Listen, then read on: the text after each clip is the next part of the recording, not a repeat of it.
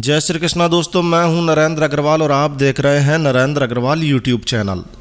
तो दोस्तों, आज धनतेरस है। धनतेरस के दिन कई लोग व्रत रखते हैं। इस दिन भगवान विष्णु और माता लक्ष्मी जी की एक काफ़ी प्राचीन और पौराणिक कहानी सुनी जाती है।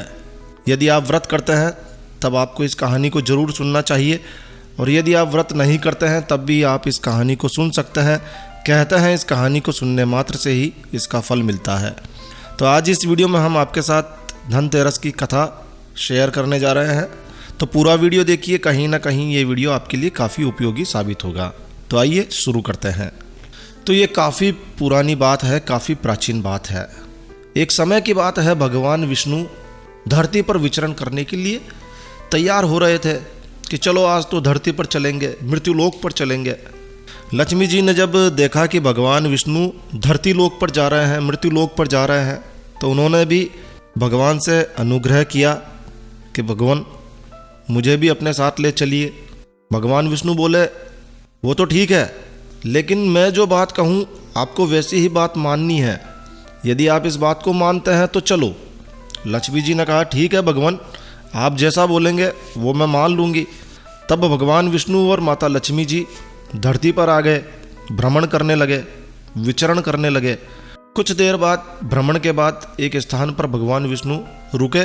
माता लक्ष्मी से बोले सुनो देवी, जब तक मैं ना आ जाऊं तुम यहीं ठहरो, और सुनो मैं दक्षिण दिशा की ओर जा रहा हूं, तुम भूल कर भी उधर मत देखना। और ऐसा बोलकर विष्णु जी चले गए।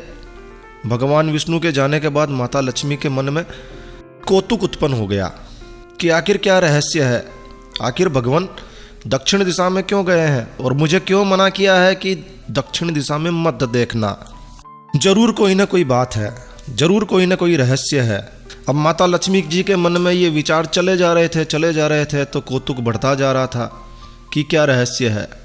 तो उनसे रहा नहीं गया, और जो ही भगवान रवाना हुए त्यों ही माता लक्ष्मी जी भी पीछे पीछे चल पड़ी। चलो देखते हैं क्या रहस्य है। वो लोग कुछ दूर ही गए होंगे कि सरसों के खेत दिखाई देने लगे। चारों ओर सरसों के फूल उगे हुए थे, पीले पीले खेत नजर आ रहे थे। अब सरसों की इस तरह से जमी हुई शोभा को देखकर, फूलों को देखकर माता लक्ष्मी जी मुग्ध हो गई, और उन्होंने फूलों को तोड़ा और अपना श्रृंगार कर लिया और फिर आगे चलने लगी। थोड़ी दूर आगे जाने पर उन्हें गन्ने का खेत दिखाई दिया। लक्ष्मी जी ने 4-5 गन्ने लिए और रस चूसने लगी। उसी क्षण भगवान विष्णु जी आ गए। उन्होंने देखा कि माता लक्ष्मी जी तो उनके पीछे पीछे आ रही है, तो भगवान विष्णु नाराज हो गए। नाराज होकर उन्होंने श्राप दे दिया कि मैंने तुम्हें इधर आने से मना किया था मगर तुम नहीं मानी, और ये किसान की चोरी का अपराध भी कर बैठी। अब तुम उस किसान की 12 वर्षों तक सेवा करो, यही तुम्हारे अपराध की सजा है। ऐसा कहकर भगवान विष्णु उन्हें छोड़कर क्षीर सागर चले गए। लक्ष्मी जी विष्णु जी के श्राप के कारण किसान के घर में रहने लगी। वो किसान बेहद गरीब था, दरिद्र था। लक्ष्मी जी ने किसान की पत्नी से कहा तुम स्नान करके सबसे पहले मेरी बनाई हुई देवी लक्ष्मी का पूजन करो, फिर रसोई बनाना, फिर तुम जो मांगोगी वो तुम्हें मिलेगा। किसान की पत्नी ने लक्ष्मी जी के कहे अनुसार काम करना शुरू कर दिया। अब किसान की पत्नी की पूजा के प्रभाव से, लक्ष्मी जी की कृपा से किसान का घर कुछ ही दिनों में धन, अन्न, रत्न, स्वर्ण आदि से भर गया। लक्ष्मी से जगमग होने लगा, और स्वयं लक्ष्मी जी जब उनके घर में रह रही थी तो जगमग तो होना ही था। तो लक्ष्मी जी ने किसान को पूरी तरह से धन धान्य से पूर्ण कर दिया। किसान के 12 वर्ष बड़े ही आनंद से कट गए। समय बीतता गया और 12 वर्ष पूर्ण हुए। किसान के 12 वर्ष बड़े ही आनंद से कट गए। माता लक्ष्मी जी का श्राप भी पूर्ण हुआ। तो 12 वर्षों के बाद माता लक्ष्मी जी जाने के लिए तैयार हुई। भगवान विष्णु लक्ष्मी जी को लेने के लिए आए तो किसान ने उन्हें भेजने से इनकार कर दिया, ना बाबा ना। अब लक्ष्मी जी भी बिना किसान की मर्जी के वहां से जाने को तैयार नहीं थी, क्योंकि उन्होंने 12 वर्ष तक किसान के यहीं शरण ली थी। तब विष्णु जी ने एक चतुराई की। भगवान विष्णु जिस दिन लक्ष्मी जी को लेने के लिए आए उसी दिन वारुणी पर्व था, और अतः किसान को वारुणी पर्व का महत्व समझाते हुए भगवान ने कहा सुनो, तुम परिवार सहित गंगा में जाकर स्नान करो और इन कोड़ियों को भी जल में छोड़ देना। तो उन्होंने किसान को कुछ कोड़ियाँ दी और कहा कि तुम गंगा में जाकर स्नान करो और इन कोड़ियों को भी गंगा में छोड़ देना, और जब तक तुम नहीं लौटोगे तब तक मैं लक्ष्मी जी को लेकर नहीं जाऊंगा। किसान ने भगवान विष्णु पर विश्वास कर लिया। लक्ष्मी जी ने किसान को 4 कोड़ियाँ दी। किसान ने वैसा ही किया जैसा कि विष्णु भगवान ने कहा। वो सभी के सभी सहपरिवार गंगा स्नान के लिए चल दिए। जैसे ही उसने गंगा में कोड़ियाँ डाली वैसे ही 4 हाथ गंगा में से निकले और वे कोड़ियाँ उन चारों हाथों ने ले ली। तब किसान को आश्चर्य हुआ, वह तो कोई देवी है। तब किसान ने गंगा जी से पूछा, है माता, ये 4 भुजाएं किसकी है? गंगा मैया बोली, है किसान सुन, वे चारों हाथ मेरे ही थे। तूने जो कोड़ियाँ भेंट की है वे किसकी दी हुई है? किसान ने कहा, मेरे घर जो स्त्री आई है उसने मुझे ये दी है। इस पर गंगा जी बोली, तुम्हारे घर में जो स्त्री आई है वो कोई और नहीं बल्कि साक्षात लक्ष्मी है, और जो पुरुष रूप में है वो भगवान विष्णु है। तुम लक्ष्मी जी को जाने मत देना, नहीं तो तुम पुनः निर्धन हो जाओगे। गंगा मैया की बात सुनकर किसान घर लौट आया। वहाँ लक्ष्मी जी और विष्णु भगवान जाने की तैयारी में बैठे हुए थे। किसान ने लक्ष्मी जी का आंचल पकड़ा और बोला, हे माता, मैं तुम्हें नहीं जाने दूंगा। तब भगवान ने किसान से कहा, इन्हें कौन जाने देता है, परंतु ये तो चंचला है, इनका स्वभाव चंचल है। लक्ष्मी भला कहीं ठहरती है? कहीं नहीं ठहरती है। इनको बड़े बड़े लोग नहीं रोक पाए हैं।